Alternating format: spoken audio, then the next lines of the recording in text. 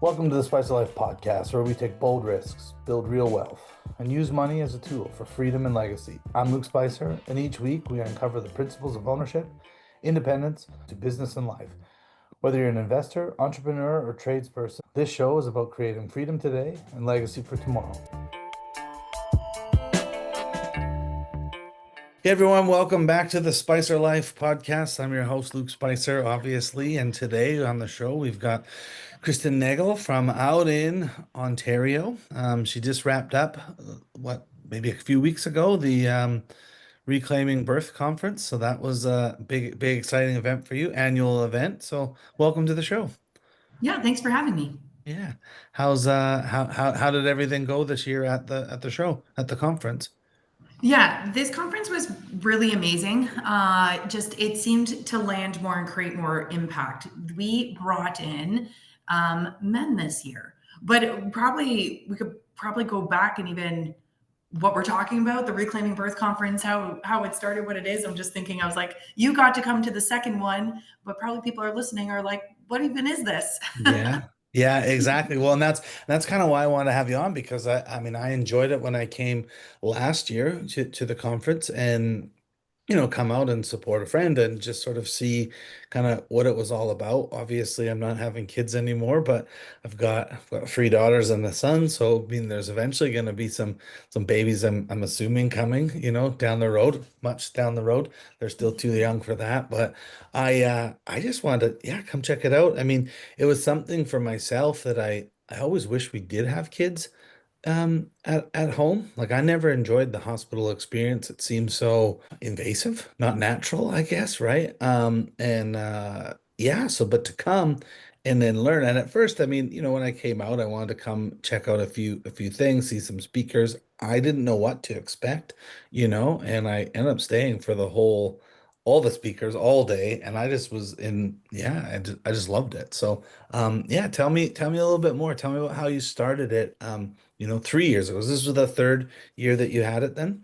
Okay. This is the third year, yeah, and we kind of just feel like we're finally getting our groove and getting the momentum and getting the message out there. So I was a neonatal nurse, so neonatal intensive care nurse for 14 years, and so that was my world. I thought birth was dangerous. Thought birth should be like feared. Thank goodness for the medical system coming in, helping mothers, helping babies, and I actually thought home birth should be illegal, Oh, and that was wow. my stance. It's a pretty toxic environment where you're conditioned to believe that doulas are a joke, a waste of money. Midwives are the root of the problem. They're dangerous, and we see the worst of the worst. And that was what the programming and kind of indoctrination was. And we would get like very few cases, but we would get home birth transfers and be like, see, that was a mistake. Look what they tried to do, and then you get in that mentality of like kind of that punishment or for the families, like like, oh, it's because you tried to do this, like and now you need us. And looking back, it's just so sad that we think this way and are conditioned this way, and that's what I knew for so long until slowly by slowly, my first son was born in 2015, and then it was like opening the door on the corruption around food. Then my second son was born in 2018, and it was like understanding how beautiful our bodies are and that we don't need outside help, like injections, poked into our babies' bodies. They're born perfectly. And that was the start of like really kind of understanding the corruption around what we're doing. We create the problem in the hospital, save you from it, and then it's like, oh, see, good thing you were here. But that was my layers of being pulled back just slowly, slowly. And then when I started to see exactly what we were doing, I just my soul was dying. And and Right. we were blessed to have a third child, baby Adley. Sorry, that's what you can hear outside the door. She's 2.5 now, but she was my redemption birth, out of system, at home, in my body, full power with my husband. And I thought everyone needs to know what this is like. Every woman needs to know this. Every family, every father needs to know this. And that was the start of Reclaiming Birth, the Reclaiming Birth Conference. And yeah, we've now gone, yeah, just wrapped up through year 3 and starting to plan year 4. Yeah, that's so cool. And it is interesting because I mean we had had a doula, but she came to the hospital, and I remember the first time like when my son was born, and it just seemed like so much seemed like backwards, right? Like she'd be, relaxing, and then would like, something would happen, and then the nurse would come in, or the doctor, or they would like check and like move her around, and it was like, oh, and it felt real um timeline focused, like we got to get you out of here. Like you can't be here all day long. And I thought that the whole time. I was like, this doesn't feel like, so natural. It feels like a yeah, like a factory, like and then obviously, not obviously that nobody would know, but our second was born via scheduled C-section, right? And it was like that even felt weird too. I mean, as a dad that didn't really get to have some of those um I say like intimate moments with my son when we were first born, because it was like mom was just like, he's mine kind of thing. Like our daughter was like a different kind of birth because of the C-section. I got to take her and be with her while they were like putting mom back together, basically, right? And so without realizing it, like at the time, I was like, it was like almost selfish. Like I was like, oh, I got all this bonding time with my daughter. Um, but then when you think about like all the trauma that was caused by, the cutting and all of that stuff, I was like, oh, this doesn't seem right. And they just straight up told her, like, you can't have a baby. It's going to be harmful. Like, you could have all of these, issues, like, because there is like, complications with the first, child or whatever. And I was like, this is so weird. Like, I'm like, yeah, I just never understood it, and that's what she wanted, my ex, right, at the time. And she's like, no, I want this C-section. And I was like, okay, like it's your body. Like, I mean, if that's what you want to do. Um, and like now being with my wife, who also is a nurse, right? She has twins. And I, I always think that I was like, I wish we could have had a child, but it just together, because I just think the whole experience would have been so different, for me as a dad, and then, as a husband and stuff. But the universe is what it is, and we're where we are. But so to come to the conference and see, all these different, I guess you could say, like options, for parents, and to see this social support that was around the community. And I mean, when I was there, right? I mean, there was five men, I think there. Three of them were part of the camera crew, or two of them were part of the camera crew. Dr. Stu was one of the speakers, and there was like one other dad there. And I know there was dads like at the conference, but they were like in the rooms or out in the pool or whatever with the kids, and it wasn't really like, hey, this is a family affair. But what I really found neat too was all the young moms with like babies that were there still to like think about like future babies, or like just learn, and usher in, or pregnant moms that were there that were like, hey, well, we want to do this and we want to learn. And at first I kind of felt weird as a guy, because I'm just this dude there that's not with a wife or anything. I'm just like there. And it was like by the end of that first day, all of these like other moms were like, hey, like, this guy's like really wanting to just learn stuff. And then by like day two, I'm like holding people's babies, giving the moms breaks. I was like, this is awesome. I'm like texting my wife. I'm like, hey, are you sure you don't want to have another baby? Like kind of joking around. Um, yeah, I really enjoyed it. I learned so much. And I thought, it'd be so great to have more people even understand that there's options. I think that's, in the information age where we have so many, so much of it, access to information, and yet people don't even know some of these things exist, right? Or that they can do them because of the fear campaigns that are put out by the mainstream medical system, you know? Mhm. So how do you guys break through those stereotypes and try to get in to more homes, you know? Yeah, and I think you're kind of bang on with, I just want to come back and acknowledge like your instinct, right? Like you had that biological protector instinct of, in the hospital, like this doesn't feel right. There's something wrong with this. Like there's something, because it wasn't natural. It's not biological, and your instincts were kind of spot on, but we're not given the information of like, well, what do you do with that? What's the alternative? Like, we're just kind of in it.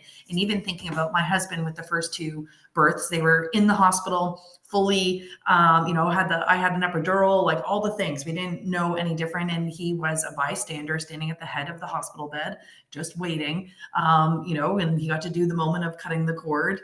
But that was it, and then baby comes to mom. Yes. But I just remember thinking the comparing of those with my husband being a bystander to with Adley and just being my full support. Like I couldn't have done it without him. Like he did not take his hands off my back for I needed lower back pressure the entire time. And so his involvement, his calm, his strength, everything to just encourage me to keep going so I could feel relaxed and safe and let my body do what it knows to do. And it was beautiful because then we're in our own bed together after with baby girl. And, then once I felt I was okay to get up and shower and move, cut the cord, she was attached to the placenta for over 2 hours. And so we cut the cord, and then now it was his turn to have full skin to skin in the bed with our daughter, and then I got to get cleaned up and come back in, and here we are in our bed together, cuddling this beautiful girl. Our boys were there, but my mom came and took them home, and just such a different experience with that involvement of what that could be. So how do we kind of get into these other doors? We just keep trying to share experiences. We get people into the room that are willing and wanting to hear.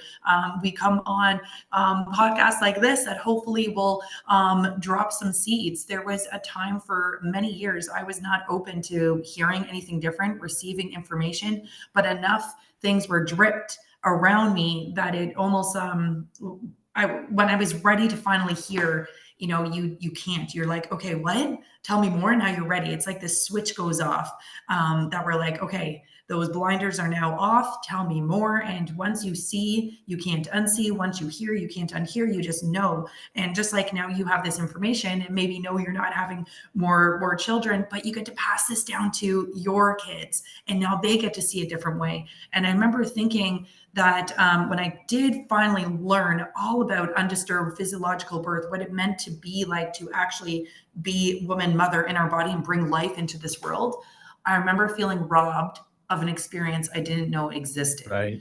And that's exactly what you kind of said there is like people need this information. And that's what I felt. It's like everyone needs to know that there's another way. And we need to bring the stories out, bring these experiences, show that there is another way. And even it's really beautiful where we host the event. The event coordinator, her mother was an NICU nurse in the city for 30 years. And, it can be kind of controversial because the hospital that is close by the conference wants to shut us down, of course, because we're going against what they do. But she asked her mom, like, what do you think about this conference? And she said, everyone deserves to know all the information and options out there. And that's what we want to do is just provide another way that things can be done so people have all the actual information so they can lean into their body and their family and know what is right and know what is available to them. Mhm. Well, and you told me that when I was there last year that you realized at last year's conference that you actually wrote your nursing degree test in the same like conference room that you're hosting the event at, right? And so it's this, and you worked at the hospital across the street, and so just this huge, you know, um, transformation of the space, even just for yourself and what it means to go through it. That's pretty cool. I think a lot of stuff in society is definitely misconstrued and talked about poorly, and people just take an idea and they run with it, and then they're just that's gospel for them, right? Like I don't think that home births are for everyone, right? Like for sure. And but there needs to be options because just like they're not for everyone, the hospital's not for everyone either. And they need to know that there's this like, whole movement out there where they could do that right across the country, well, world. I was speaking to some clients of mine, well, potential clients, and she's from Yemen, right? And so like we were just talking about stuff because of course like they have the whole culture of like talking, I can't talk to her like for too long or directly and all these things, right? Like as we're and like okay. And I respect that.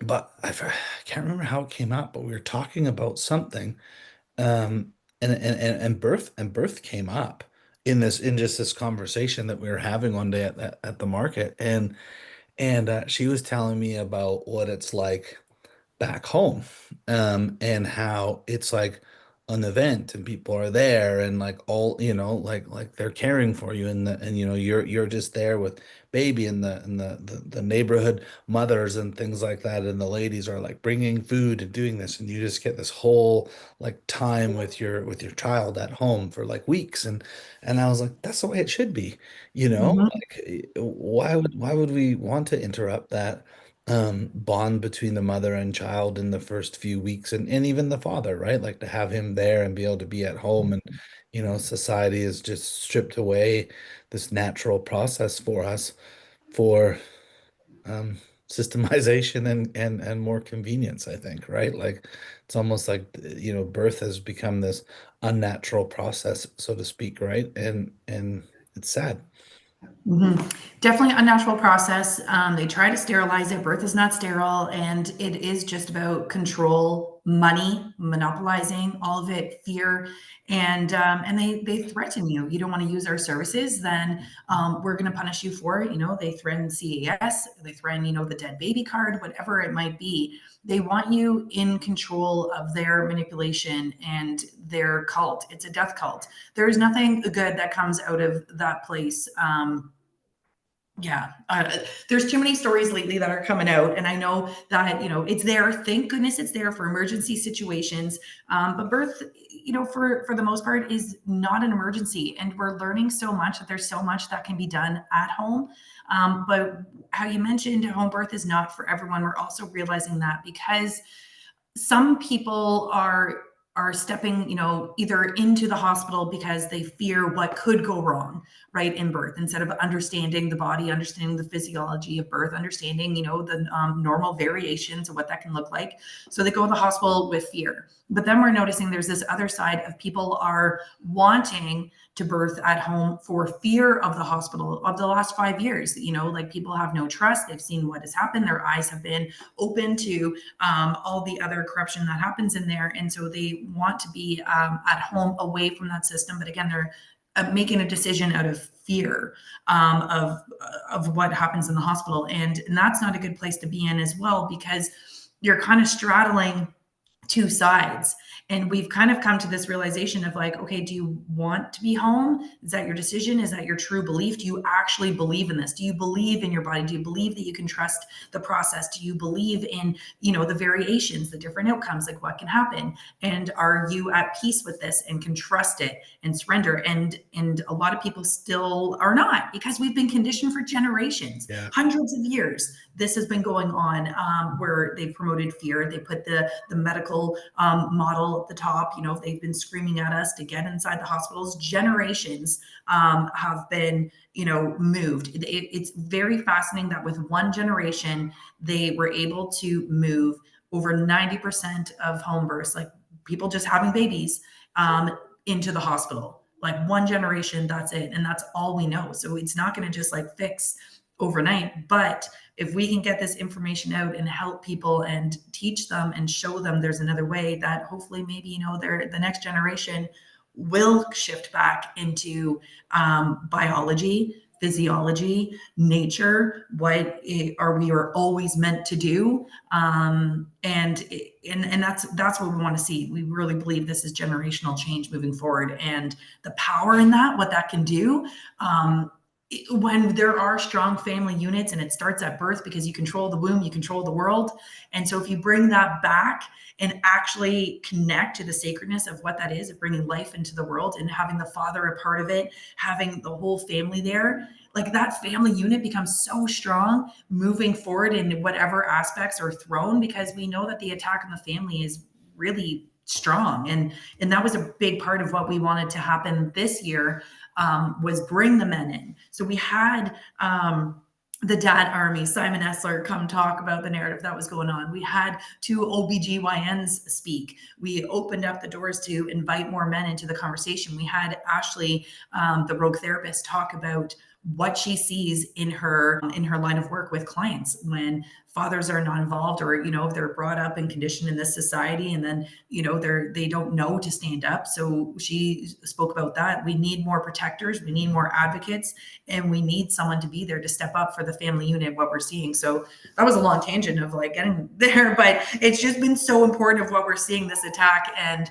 if we can show people another way and remove that fear and hold strong that family unit, that's the change we want to see moving forward in this world.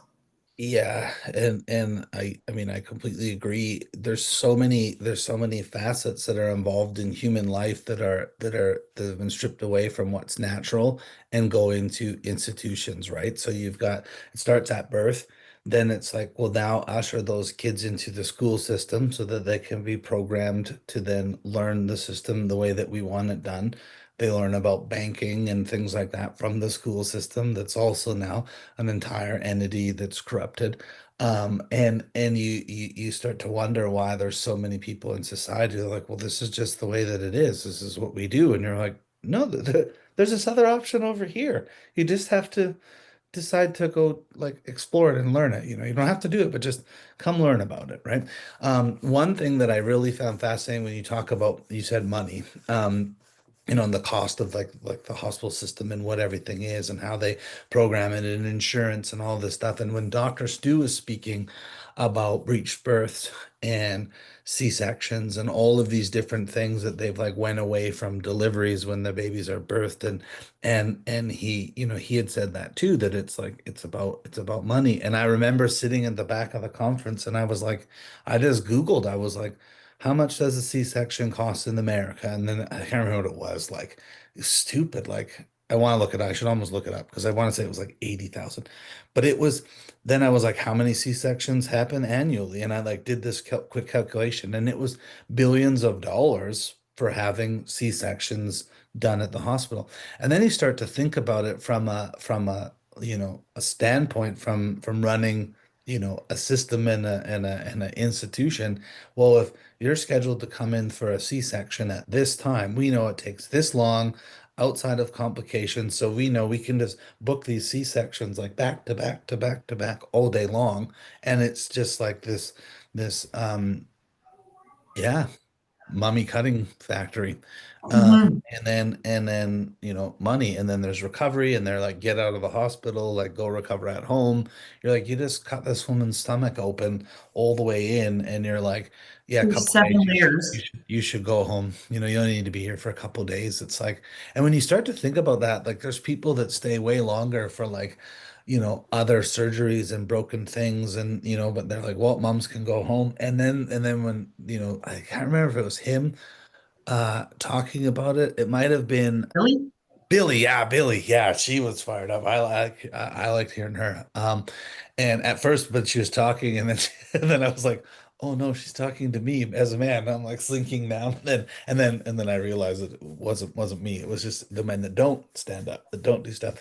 But but when she was talking about, yeah, like the pain and that, like some of these, like it's hard to imagine that like somebody somewhere enjoys the the statistic side of cutting open, a mother and a female. And you're like, and there's doctors out there that I think are just like really they want to be good people.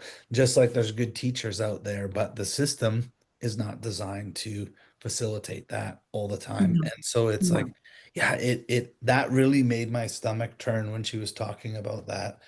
And I was like, oh my God, this is a huge thing that's happening where yeah, like just the idea of that and like cutting the flesh and pulling it, and it's like so not natural. And I understand there's situations where that should happen because it's like best for the mother and the child and whatever, maybe, I don't know. But then after hearing Dr. Stu and hearing him talk about the breached births and how it all works and to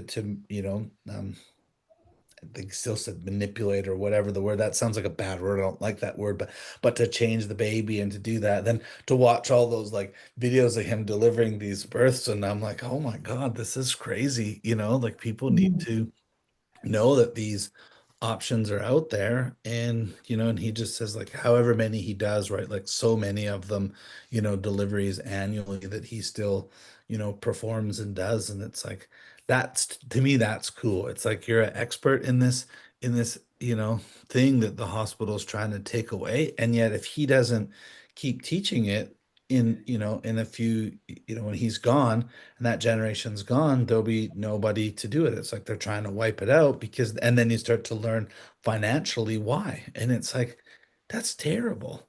Yeah, it's so sick on so many levels. A couple years ago, I did a Breach Without Borders class. It was a day, 1 day workshop where we got to learn about breech births and the physiology of that. And that's just like a variation of normal. And it was this skills workshop. The simulators that we had, we got to learn about different maneuvers when needed. But most of the time, breech births just come out on their own. Like they just come out. It's beautiful how bum, legs, the arms, they fold out. They come out on their own without needing any assistance. But when they do need assistance, a couple skills, like different techniques to do. And I remember walking away from that and being like, oh my gosh, like in a 1 day workshop, I learned more than like the OBs in the hospital. And I was like, how sickening to know that these OBs are more willing to slice open a woman through 7 different layers, lifting out organs sometimes, like just like, oh, here, we'll just like keep, this bladder over here, or move this over here, and then stuff things back together. Like they're more willing to slice open a woman with invasive surgery than learn these basic techniques. And it is all about money and manipulation and control. And it's also sickening. There's a woman, she has an amazing practice, the Scar Connection, Sarah Stead. She spoke this year Mhm. as well. And she gets very fiery and passionate about this because it's, and then they send the woman home with no support. You think about like she was up last year, she had a broken wrist, and she's talking about all the physical therapy she can get for that, all these things, all the help. And like you mentioned, any other surgery, any other, fracture, whatever, you get so much support after. But here, go home with your like very invasive wound, take care of this newborn baby, and there's no one around for support, right? And Mhm. it's like, and then we wonder why there's postpartum depression, there's, hardship in breastfeeding, lack of bonding, all this guilt, all these other things going on.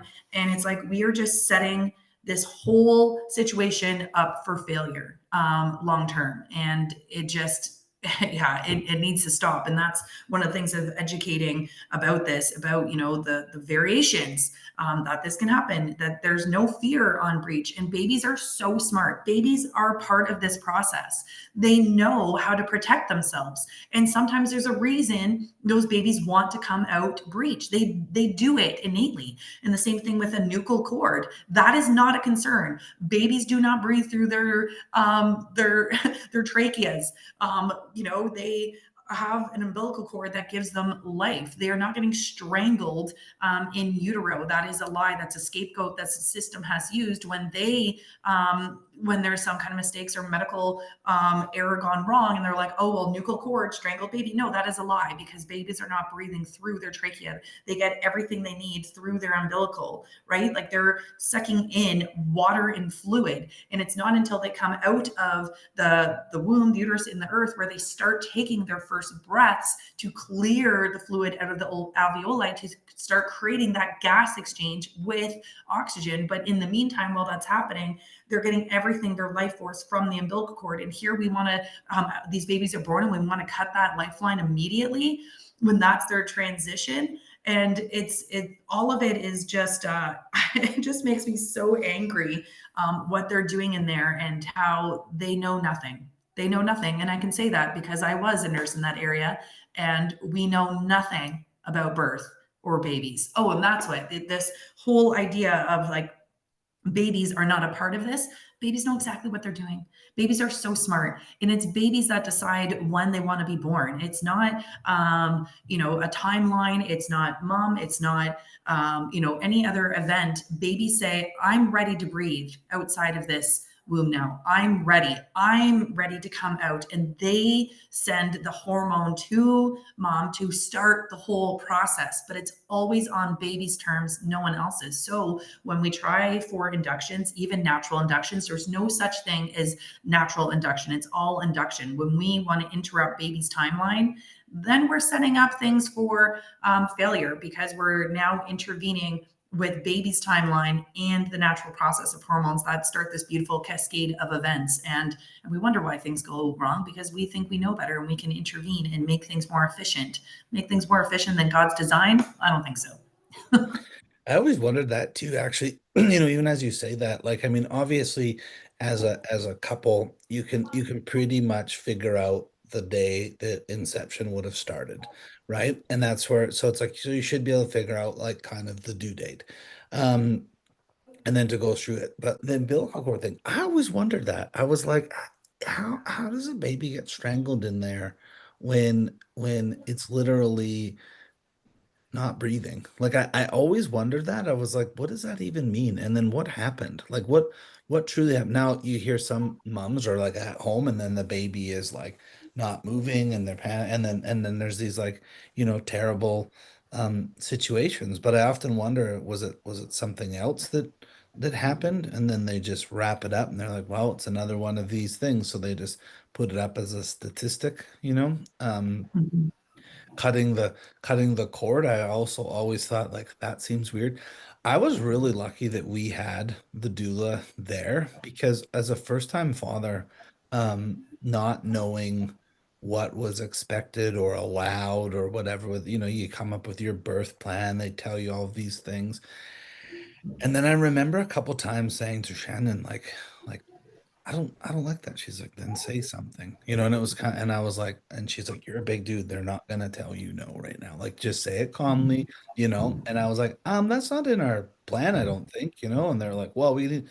I was like, no, I don't. My wife's just said no. Like, no, I don't think we want to do that. And they were like, oh, and they brought in the OB, um, who I knew really well, right? And he's like, "Oh, that's what we need to do," and blah blah blah. And I was like, I don't think we do, man. I don't really want to explain that to me differently. And but I was like nervous because it was like, well, what if something happens to the baby, and all these things. And I remember like he used those forceps to pull Oh, out. yeah. And he had said like, "Oh, we've got to do this," and I was like, "I don't like it. We need to do it. You don't like blah blah blah. We got to get him out." And like they just did it, right? And then I remember when Ben was born, and like he's got the little like forcep like dents on his head, and we went to like this checkup with him, and he wants to see everything. And I was like, "Yeah, I really wish you didn't use those things because he's got these like scars on his head." He's like, "Oh, those will go away." And I go, "What, like these?" And I still have them, right? So it's like they don't go away. And he's like, he just looked at me and I was like, "You're a liar." I was like, "They're never gonna go away." Like and that was where I was like, this is really messed up. But then you just don't even know what other options you are. And if you have if the mom doesn't want to do it, right? Like my ex was like, "No, we're going to the hospital for the C-section. This is what I want." And I was like, my God, like, again, like everything ripped open. You're just like, wow, is this even a thing? And she's awake the whole time. I just thought I remember looking around like, wow, this is nothing like the first time of, the baby, even in the hospital, but so much different. I think about like what it would be like, at home, just with like Mhm. family. You're in a place of safety and peace and there's nobody prying at you and like coming in to check you every hour or whatever. And that was also weird to me too, like, well, we need to see how much she's dilating. Like, well, won't the baby just come when she's fully dilated? Like, Exactly. why do you need to keep touching and inspecting it? It's weird. It's It weird is. to me. It's yeah, it's not okay. It's another form. There's obstetrical violence, rape, like we do, people don't want to call it these things, but that's what it is, right? There should be no like, sorry, but like fingering like in place. Like it is not, because we wonder why things change the way they do. Well, you're not allowing the body to do what it's meant to do. Like if you look at animals, right, that know, they go off into like a dark place and they're alone and they just like let their body do whatever it needs to do. And they birth birth their babies. Like people, share beautiful stories of like their cats, but their cats like creep off into an area where they're Yeah. isolated and alone and safe. And here we are, we want to turn on lights, we want to invite all these strangers into the room, we want to poke, we want to prod. And then how do you allow the body to actually go into a safe place and do what it's meant to do? And but it's all about their timeline, their schedule, get to where they want to do, and it's all interference. And then we put words up like incompetent cervix, failure to progress, like all these words to make it seem like the woman's body is, or deficient in producing enough oxytocin. Like these are things I've heard people talk about. They're like, oh, my midwife even said that I don't my body doesn't produce enough oxytocin to be able to go into natural labor. And I was like, that's such BS. It's because they're interfering in the process. Your body doesn't feel safe and it's not allowing the natural process and hormones to take place. And that is what Protecting the we're baby. Paper money's losing power, but real money, it's been trusted for 5,000 years. When banks print, inflation steals, and markets shake, gold and silver stay solid. Don't wait for headlines, own what's real. Visit learnwealthcycles.com and start building freedom with physical silver and gold today. yeah, It's protecting the baby. It doesn't want the baby to exactly. come out anymore. It's like, this is crazy. What's going Yeah, on? we're closing up. We're closing up shop because this is not a safe environment for this baby to enter. And then it's like, well, like I guess you're not continuing, so now we have to intervene. And then that starts a whole other thing. We had someone talk at the last year conference about the labor funnel. Once you enter those doors, it is very hard to get out, and you are now in their system, their hands, their control. And you have to have someone that knows what's going on and be a strong advocate, because moms are not able to advocate for themselves when they're in that position because they're flooded with estrogen, which is, the accommodating hormone. They're also just trying to please everyone in the room, all these other things going on. Mom's not able to advocate for herself. So this is why we want to invite dad into the room so he knows what's going on in the birthing process, in what's going on, to know that you can say no, to know what exactly is happening in birth. But I just thought where we invite women into all these spaces, of course, because it's our bodies, we're birthing these beings into the world, but it takes two to create life, and both need to be aware of this process and their roles and what that looks like. And so we're going to continue these conversations with men, hopefully growing more numbers in the room so they can be a part of it.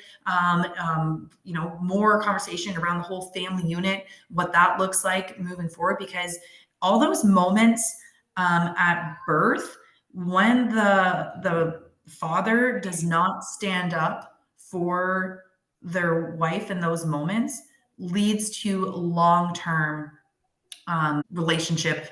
I'm trying to think of, I'm losing my words, but like problems, right? Yeah. Because now the wife, the mother is, why didn't you step up? Why didn't you help me? Why did you allow that to happen? Why weren't you there to protect us? But they didn't know. They don't know their roles. Mother can't do anything. She feels stuck and trapped in this system. He feels like, well, this is the authority. This is what we're supposed to do. And they're competing for roles that they don't know how to step into. And now there's this conflict because now it's like, well, why didn't you protect us? It's like, well, I didn't know. Isn't this what we're supposed to do? They're the Yeah. experts, right? And it creates long-term issues that moving forward. So that's why this conversation is so important. It's not just about birth. It is literally about creating the foundation for the entire family and for the relationship.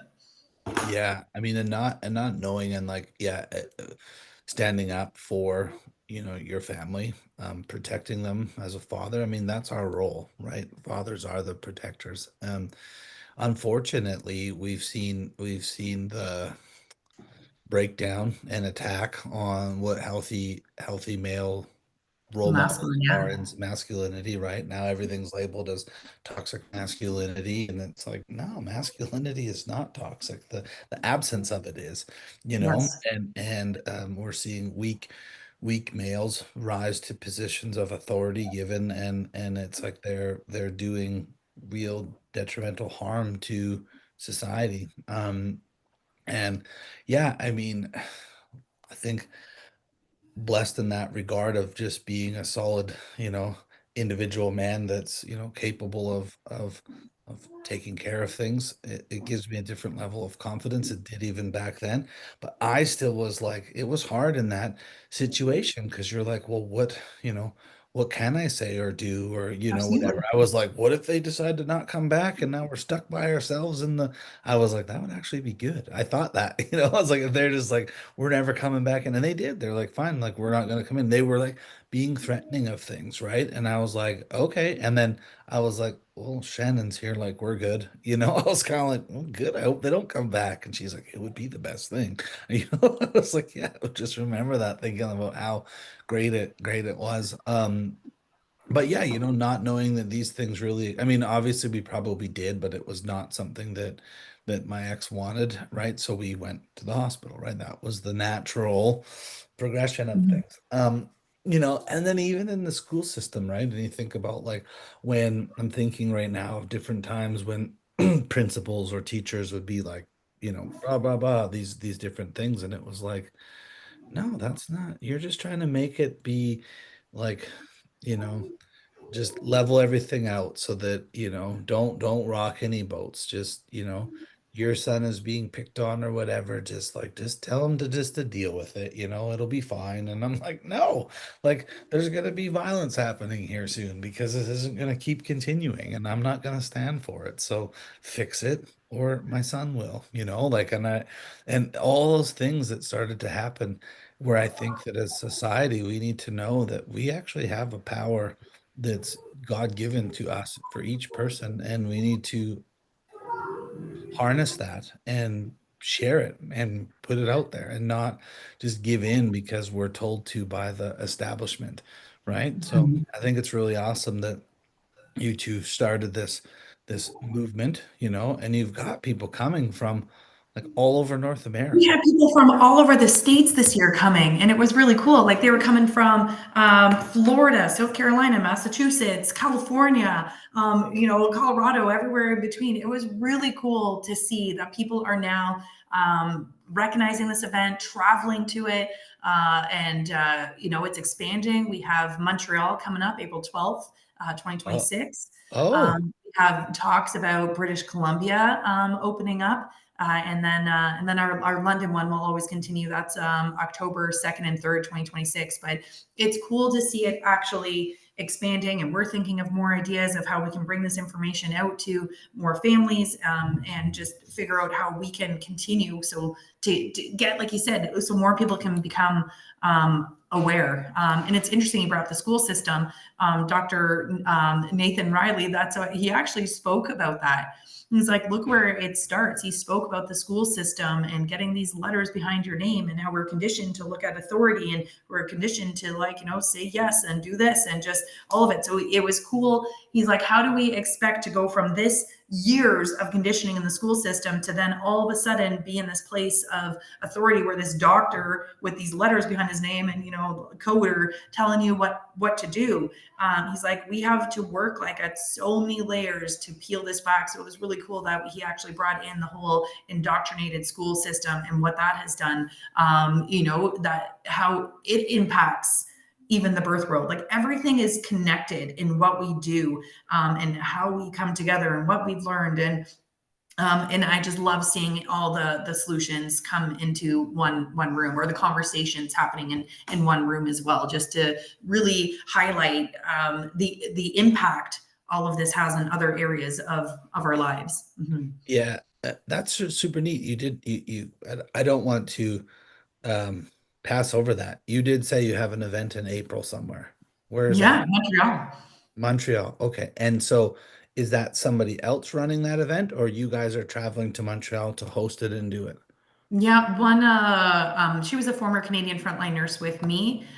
She was like one of our nurses out in Quebec. She is also passionate about birth, becoming a traditional birth companion. She came to our conference and she's like, we need this out in Montreal. People need this in Quebec as well. So she kind of took the reins to get that going underneath the Reclaiming Birth Conference name. And yeah, so we will be there in Montreal, I believe, April 12th. Mhm. That's awesome. I'd wondered that was something I was going to bring up. I was like, what are the chances you want to like yeah, grow it bigger and, franchise model of sorts, or have somebody else, hosting these events, where, and then you've got BC. So who's, if you say you're talking about it, who's looking after organizing or doing that out there? Is that Billy, and Billy's in BC, or where's she from? No, no, she's in Ontario with us. Oh, Yeah, she's like the reason behind. She's been doing this work for 40 years, Billy. Oh my gosh, she is just an incredible, incredible woman, and just so wise. And um,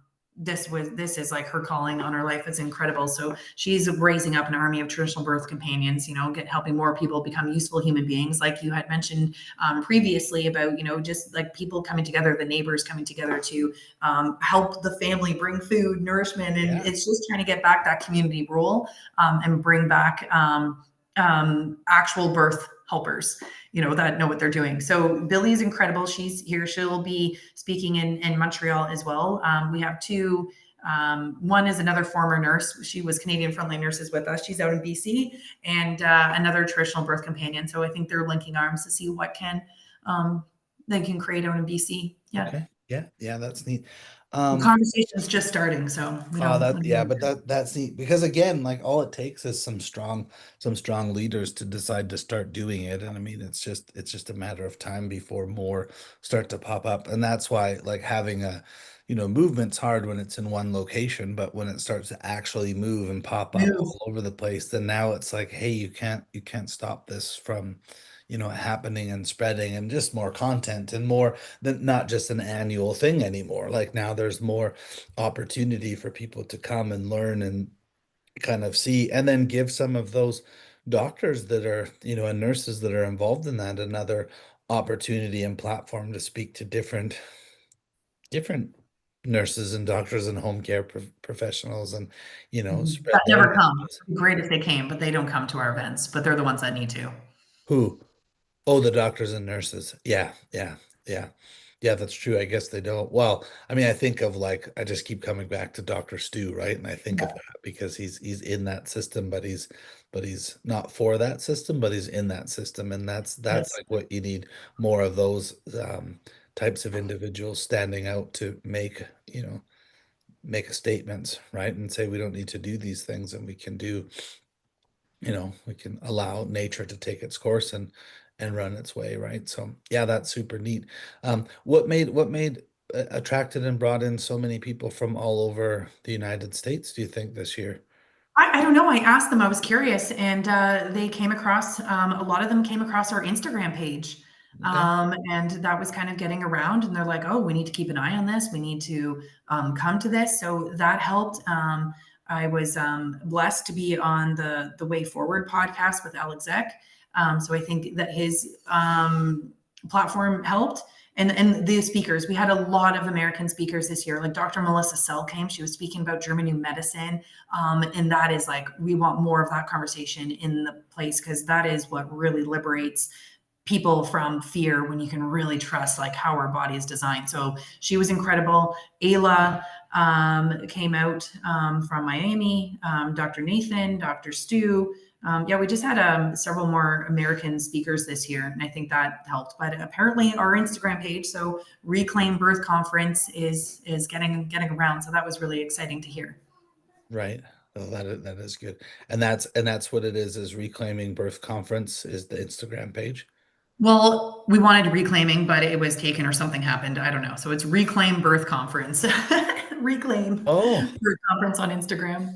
okay. Yeah, I never even thought that. So yeah, it is Reclaim Birth Conference, not reclaiming. Okay. Yeah. Yeah, yeah, yeah, which is fine. Yeah, I think I got confused in that in the beginning too. So, but I mean, it is what it is. So Reclaim Birth. So where can people, that's where people can find you, or they can come to your Instagram page as well. Yeah, Instagram. So yeah, I'm sure you'll be able to type this out. So Instagram is Reclaim Birth Conference. We started a Facebook group called Reclaimed, so people can start interacting and sharing, and actually, continuing the conversation between events. So we have that happening, and then our website, which is reclaimingbirthconference.com. Mhm. Oh, okay. So there's some Yes, differences. I Yeah, know. Yeah. that's a tough part sometimes, hey, with like social media or somebody books a, gets a thing first and you're like, "Oh, like what was it that oh, yeah, like the other day, so like my Instagram is the Duke underscore Spicer, right? And I started when I was fighting and had a nickname and whatever. I just kept it. But I wanted it to be just the Duke Spicer, like no like underscore or nothing, but that didn't exist. So I was like, well, whatever, I got it. And then the other day, somebody like spammed and copied my account, that's when you know you made it on social media when somebody Mhm. starts pretending to be you. You're like, whoa, we're getting enough traction. But it was literally the Duke Spicer, and I was so pissed because I was like, that was what I wanted way back when, and the name was taken. And then the fact that, now somebody scammed me with no underscores, I was like, how did they get that name? Right? It's like bought it Yeah, with the because I was flag like, on. I couldn't do it. But yeah, so fun. So what yeah, so then what's next? Now you said it's about a year, so you're basically you guys are starting to plan next year's event, kicking it Yep, trying off to get the on speakers organized, all the speakers involved. yeah. We're looking at creating some products in the meantime that we can offer, some journals for Oh, families and for moms to really kind of get really clear on their birth, their pregnancy, their body, trusting, okay. removing that fear, really diving deep into all these layers. And yeah, so we're starting some products which are going to be kind of cool. And yeah, so what's next? We're going to get all the speakers and everything lined up for London, but keep your eye. Montreal's in full swing. So those are the two right now: Montreal in April, and then London in October, October 2nd and 3rd. Okay. And are you doing a men like event again? Like gonna keep kind Yeah, of yeah, just yeah. We're going to keep the men yeah. coming because they're part of the conversation. It's so important to keep bringing Yeah. them back. Yeah. Yeah, I think Mhm. that's awesome. That's wicked. Well, Kristen, I'm really glad you could come on the show today and talk Mhm. about that and share all about reclaiming birth Yeah. for home. And yeah, thanks a lot. And Yeah. I wish you guys well in the April event. And then, we'll help you start promoting that October event when the time comes as well. So I think that's really cool. So thanks again for coming on. Yeah. Thanks for having me. When a system shakes, paper wealth disappears overnight. But real wealth, it doesn't flinch. Gold and silver have outlasted every currency ever printed. The question isn't if this next storm comes, it's what will you do when it does. Visit learnwealthcycles.com. You too can own what's real.